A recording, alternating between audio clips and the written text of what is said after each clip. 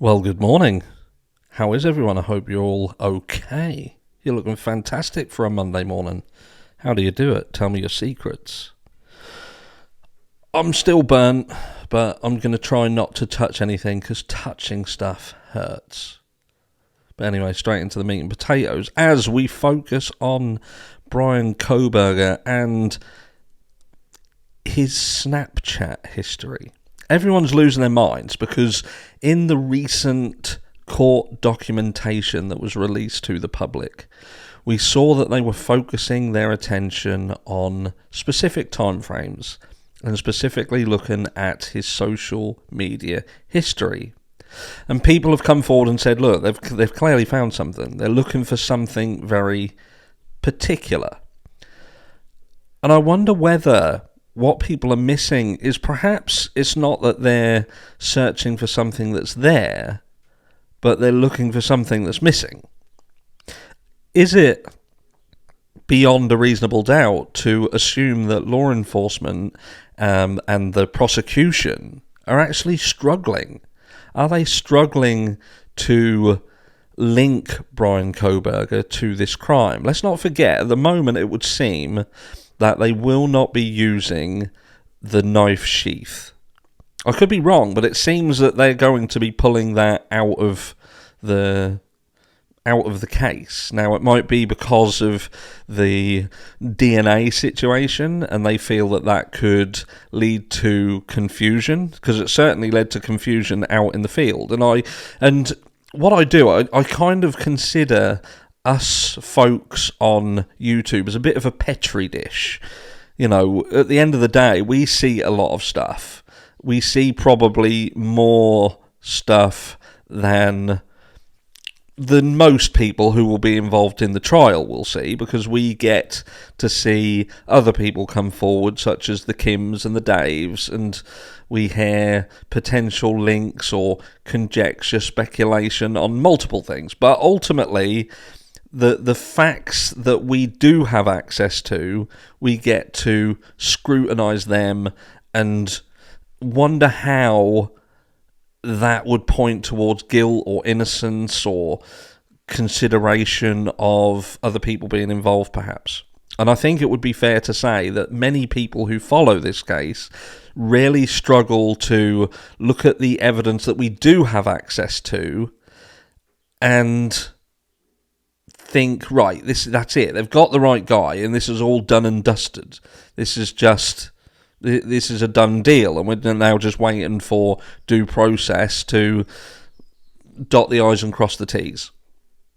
Now, I was looking at another video, and it was talking about, and what I am going to do, I'm going to do this, because there are channels out there who claim that the only way that they can exist is that people donate to them.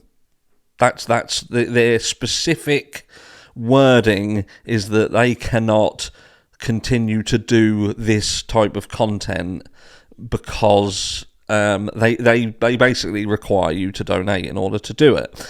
And they'll go on to say things such as, despite being monetized and having ads that go on their videos, that the revenue for those videos goes to YouTube. Let me just tell you something. That's not how it works. That's not how it works at all.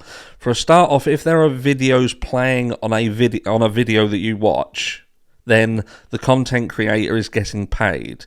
There is such a thing as limited ads, but what that means is not all of the advertisers are interested in advertising on your content. So you may not be able to cater for certain viewers who have their ads set up to be tailored to them, and that tailoring of their ad experience is beyond the realms of reach of those who do not want to advertise on your content.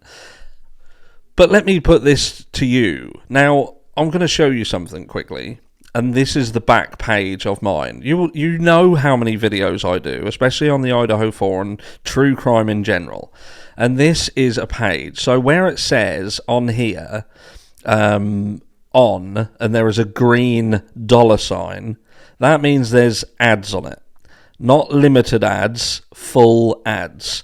And as we scroll through, bearing in mind how many videos I do, you will see that every single video has got a green $sign next to it. No limited ads whatsoever. And I can scroll. That's 30. I can go to the next page. Let's go to the next page. Let me just move this across. Go on to here. That is the next page, and carry on scrolling. More. Green. So that is 60 videos, the last 60, all monetized. We'll go on to the next page, shall we? So this is now 90 videos, the last 90. Green. All of them are green. Every single one. I just want to put that out there, because what I don't want people feeling that they have to do is donate in order for a content creator to exist, because they don't. That's as simple as that. And if content creators are getting limited ads, then learn to run your channel properly, because you're clearly doing something wrong, and you're forcing your subscribers to pay because you can't manage your channel properly. Anyway, I digress. Where were we? So yeah, with respect of the Bryan Kohberger situation, you see that people are saying that, like Jennifer Coffindaffer, for instance, like you hear phrases such as she's a straight shooter, she shoots down the middle, she sees the evidence that we see, and she goes straight down the middle, and the evidence points to Bryan Kohberger being guilty. Now, I don't see that. I personally don't see that it points to him being guilty. I feel that the evidence, when you see the knife sheath potentially being pulled, I think to myself that you're now on a hunt to replace the knife sheath. It could be that they've found something else that goes hand in hand. There might be damning evidence, but I personally don't think that's the case. I genuinely don't think it's the case.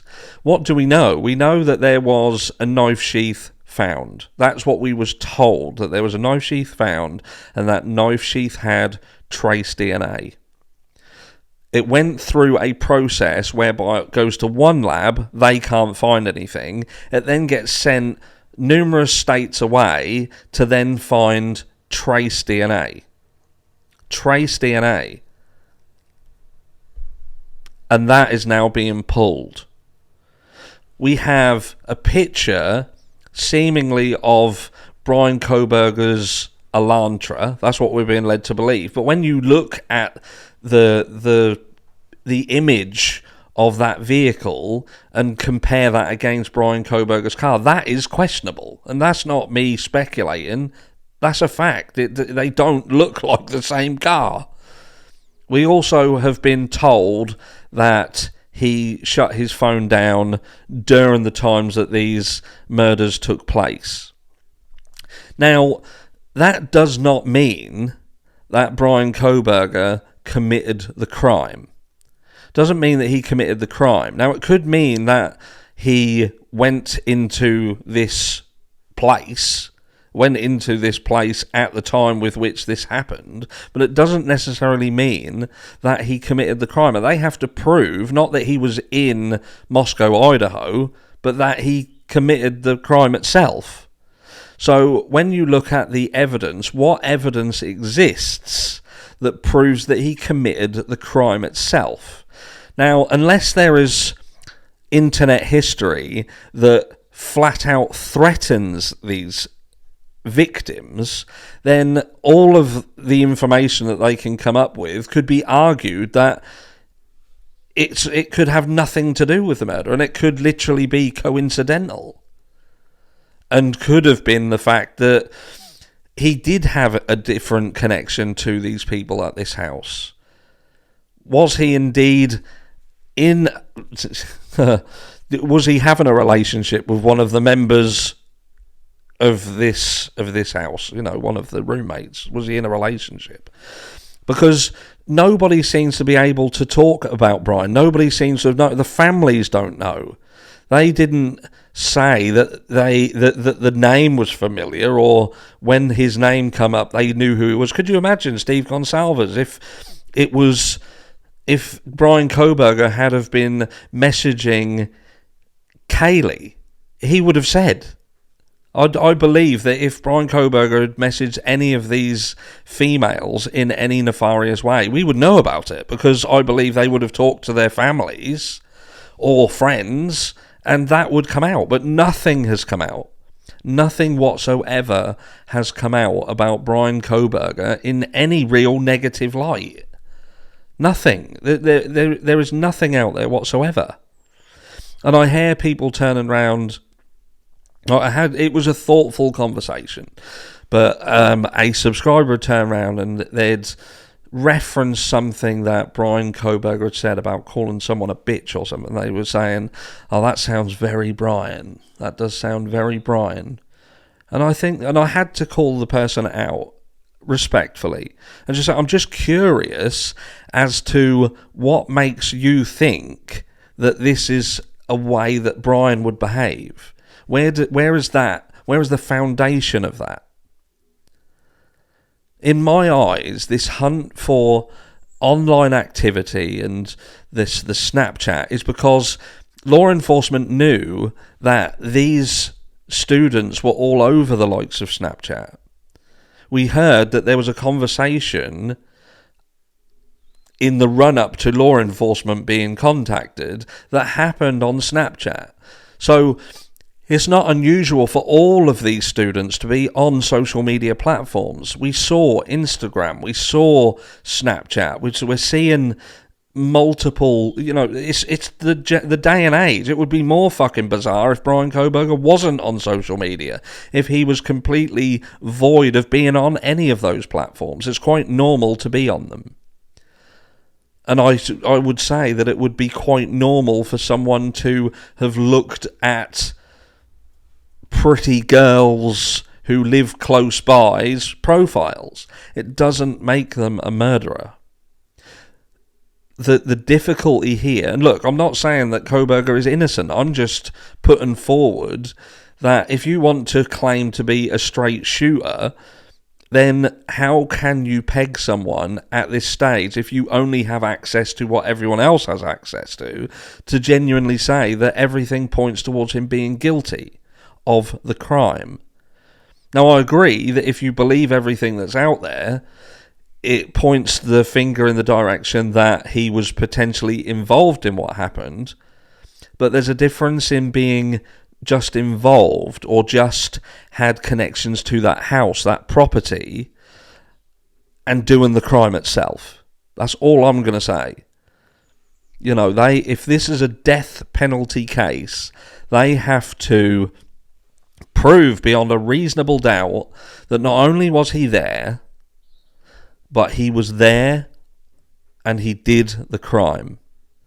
Now, what do we know about Bryan Kohberger? We know that he did an online questionnaire that was part of his studies, and it was seemingly a hunt to find people who had committed crimes to have a discussion about their journey through that crime.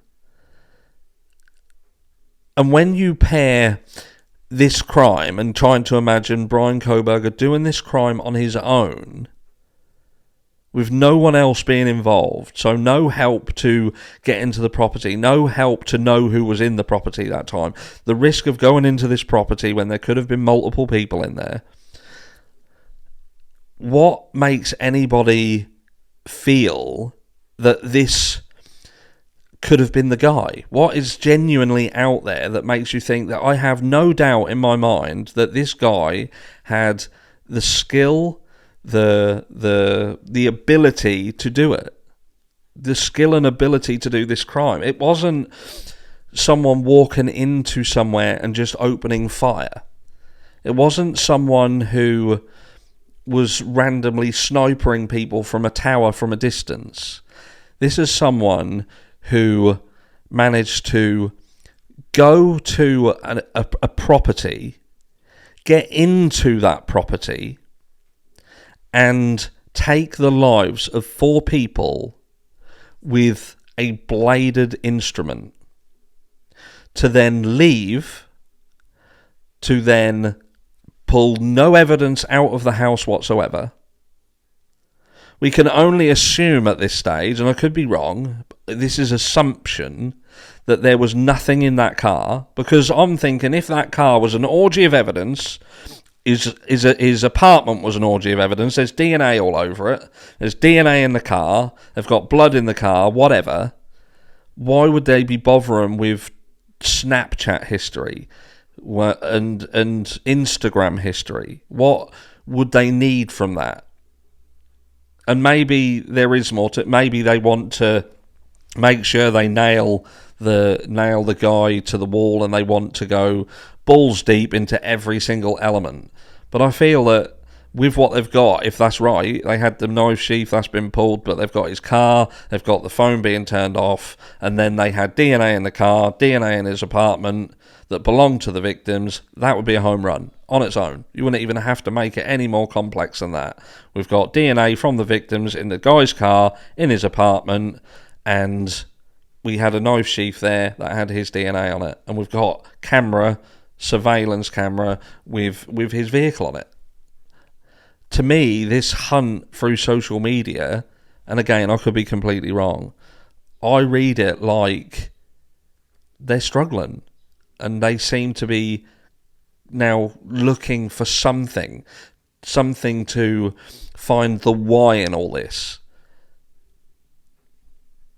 Let me know down below what you think. Are they looking for something specific?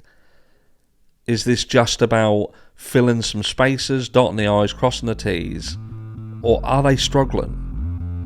And if they're needing this and that struggle is because they didn't find anything in his car, they didn't find anything in his apartment, how strong is this case really? Let me know down below, and I'll catch you all in the next one.